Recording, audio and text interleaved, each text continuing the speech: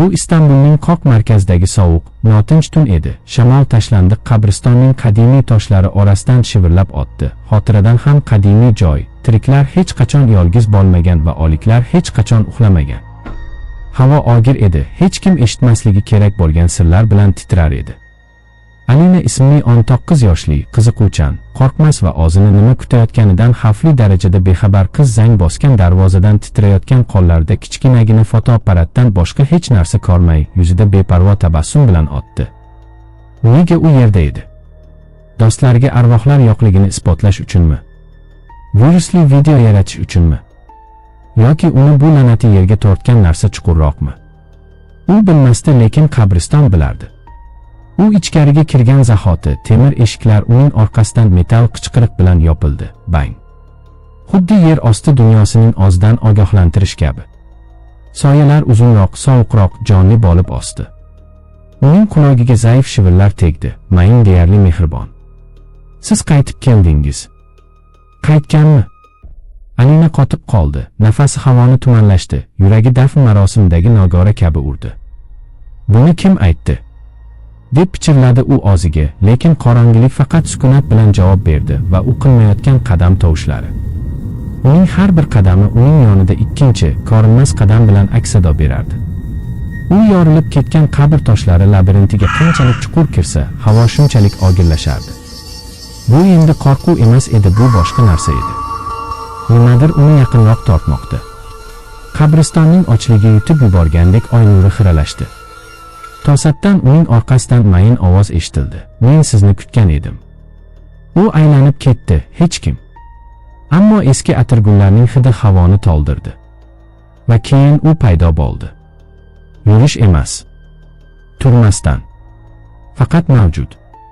Qora rangdagi figura, ko'zlari xira oltin rangda, terisi unutilgan oliv tutuniga o'xshaydi. Jin.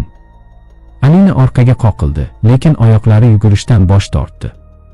Uning ovozi hech qanday inson ovoziga o'xshamasdi. U silliq, chuqur, galati issiqlik va xavf bilan to'kilgan edi.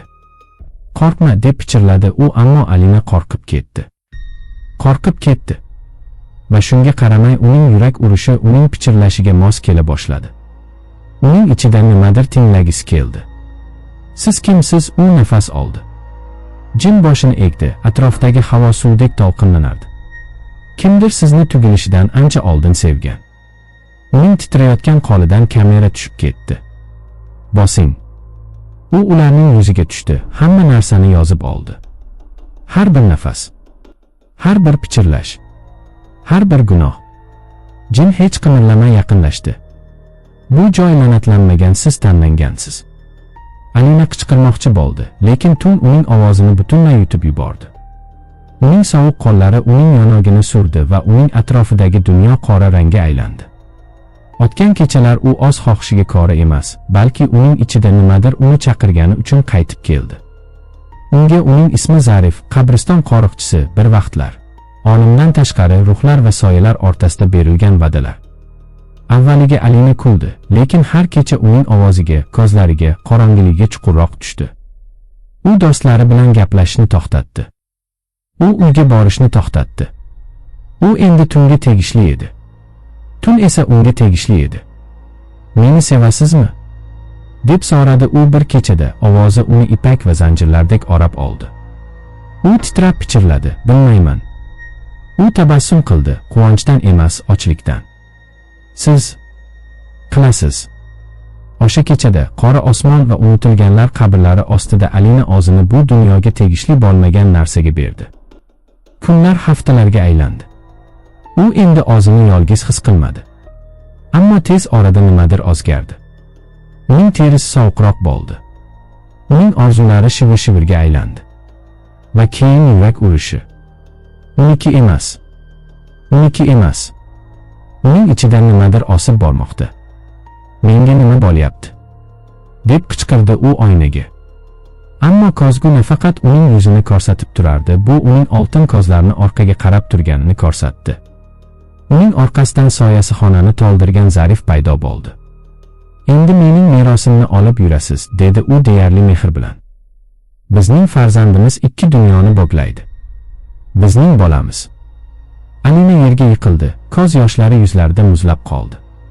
Bu haqiqiy bo'lishi mumkin emas, deb yig'ladi u, lekin haqiqat allaqachon butunlay yutib yuborilgan edi. Qanchalik u yugurishga urinsa, uning tortishish kuchi shunchalik kuchaydi. Qabriston har kecha uning ismini pichirlardi. Darvozalar faqat uning uchun ochildi.